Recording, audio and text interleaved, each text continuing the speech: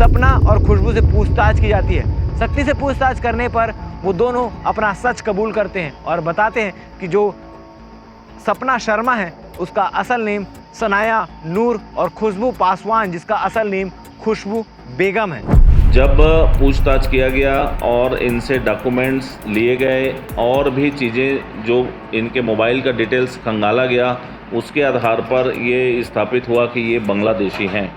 खुशबू और सपना दोनों ने एक शादी दिखाई, फर्जी शादी, जिसके आधार पर सपना ने किसी शर्मा नाम के शख्स से शादी होना बताया और अपने नाम के आगे शर्मा सरनेम जुड़वाया, और जो खुशबू बेगम है उसने किसी पासवान शख्स के साथ शादी होना दिखाया और अपने नाम के आगे खुशबू पासवान बताया।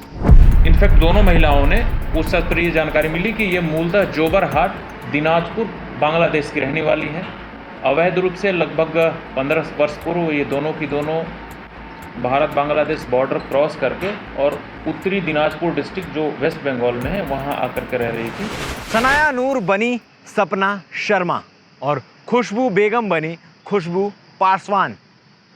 एसटीएफ ने फिर एक बार कार्रवाई की। आपको बता दें कि एसटीएफ को गठित किया गया था कि जो भी बांग्लादेशी अवैध रूप से भारत में प्रवेश कर दुर्ग जिले में रह रहे हैं, अपना आधार, अपना आइडेंटिटी बदल कर उन्हें ढूंढा जाए। लगातार ये मुहिम जारी थी। आपको बता दें कि सुपेला थाना क्षेत्र अंतर्गत 2 कार्रवाइयाँ की गई थी, जिसमें 3 लोगों को और इसके साथ ही जो मकान मालिक है जिन्होंने बांग्लादेशियों को अपने घर में पनाह दी थी, उन पर बड़ी कार्रवाई की गई है। इसके बाद मोहन नगर थाना क्षेत्र अंतर्गत भी सूचना प्राप्त होती है कि 2 महिलाएं सपना शर्मा और खुशबू पासवान के नाम से मोहन नगर थाना क्षेत्र अंतर्गत रह रही है और वो बांग्लादेशी है। इस शक के आधार पर पुलिस कार्रवाई करने जाती है। एसटीएफ की टीम पहुंचती है।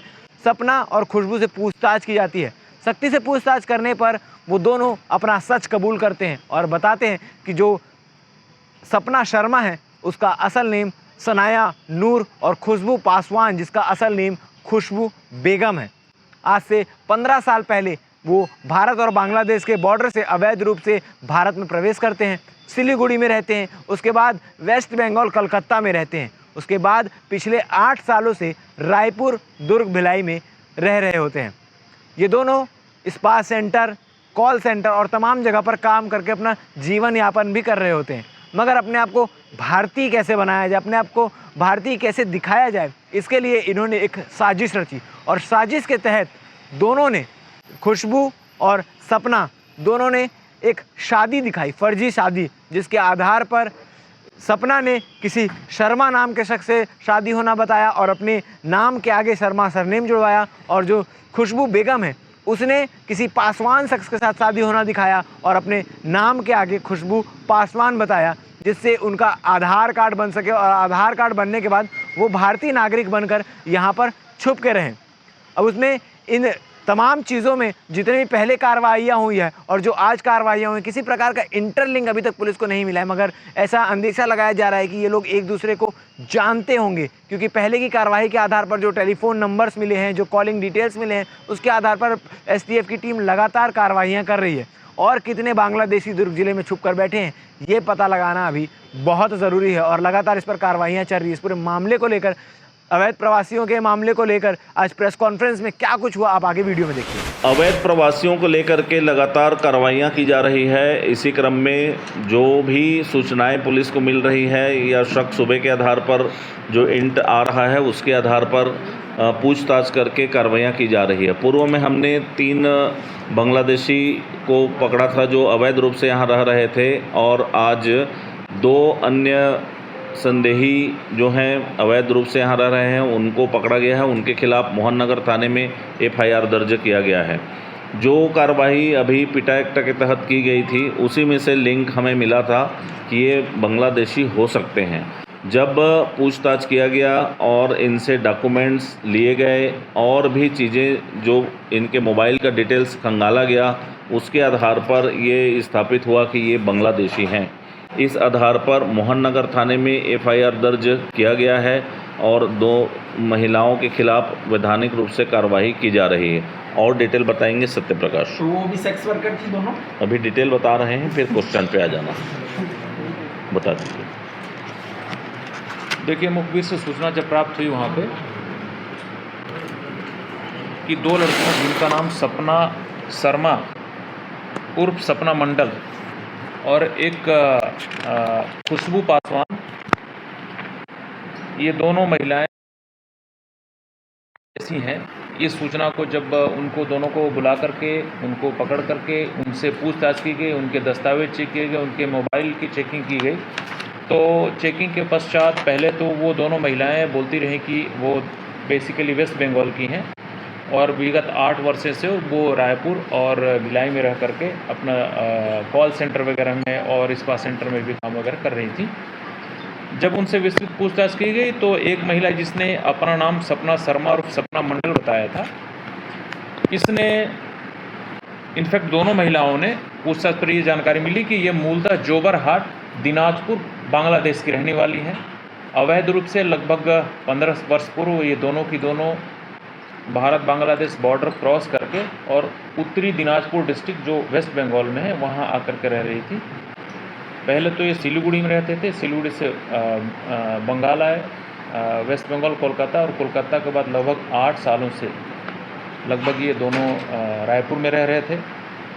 रायपुर में रहने के दौरान जो महिला सपना शर्मा है उसका नाम बेसिकली सनाया नूर है। सपना पहले मंडल अपना नाम रखी सपना मंडल, फिर सपना शर्मा की और अभय कुमार शर्मा नाम के एक लड़के से छद्म रूप से शादी करके और उसके माध्यम से ये रायपुर चौंगरा भाठा में जितने भी अवैध दस्तावेज थे, आधार कार्ड, एपिक कार्ड और पैन कार्ड, वहाँ पे बैंक में जो भी डॉक्यूमेंट्स वगैरह के आधार पर फर्जी दस्तावेजों का उपयोग करके इसके द्वारा अकाउंट वगैरह खुलवाया गया।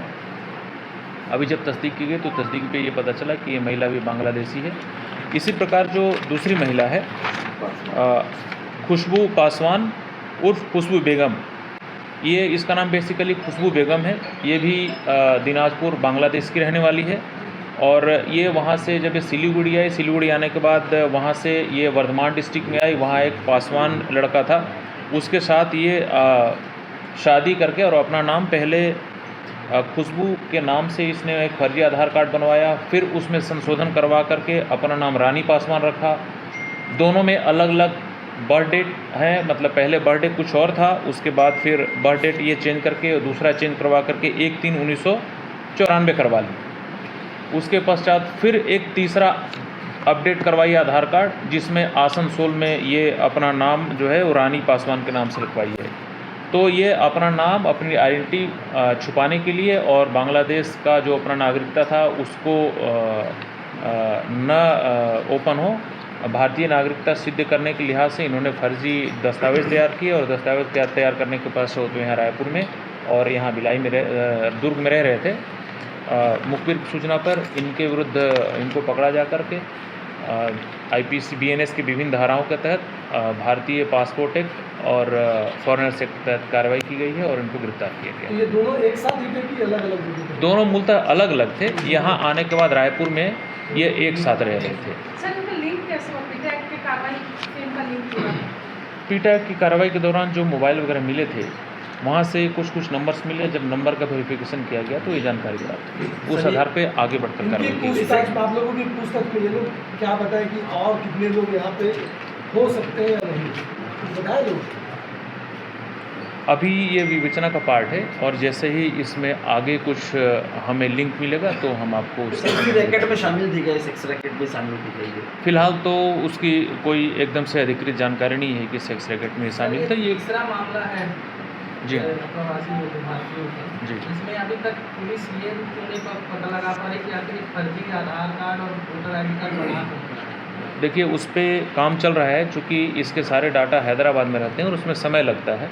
इसी प्रकार जो निर्वाचन आयोग का कार्ड बनता है एपिक कार्ड, उसके भी डाटा दिल्ली में रहते हैं।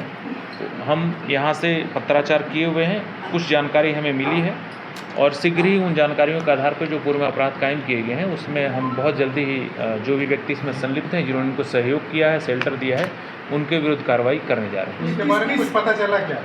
जी हाँ, अभी जानकारी मिली है, बट वो विवेचना का पार्ट है, तो जैसे ही वो एकदम से पुष्ट हो जाएगा हम आपको जानकारी देंगे प्रत्यक्ष से उस समय। कौन से रास्ते से लोग आए थे? देखिए भारत और बांग्लादेश के बीच 1700 किलोमीटर लगभग अवैध बॉर्डर पूछताछ है। में क्या बताया? ये दिनाजपुर के पास जो बॉर्डर है वहीं से इन्होंने क्रॉस कर किया है और वहीं से अवैध रूप से शादी करी इनने, ये बच्चे भी हैं नहीं, बच्चे नहीं, शादी नहीं। और उनके हस्बैंड कहाँ हैं जिनसे शादी? ये सिर्फ़ और सिर्फ अपनी नागरिकता बदलने के लिए, अपना नाम बदलने के लिए, अपनी पहचान बदलने के उद्देश्य से इन्होंने वो शादी के नाम से डॉक्यूमेंट तैयार किया है। बेसिकली इनकी शादी नहीं हुई है उन दोनों से। अच्छा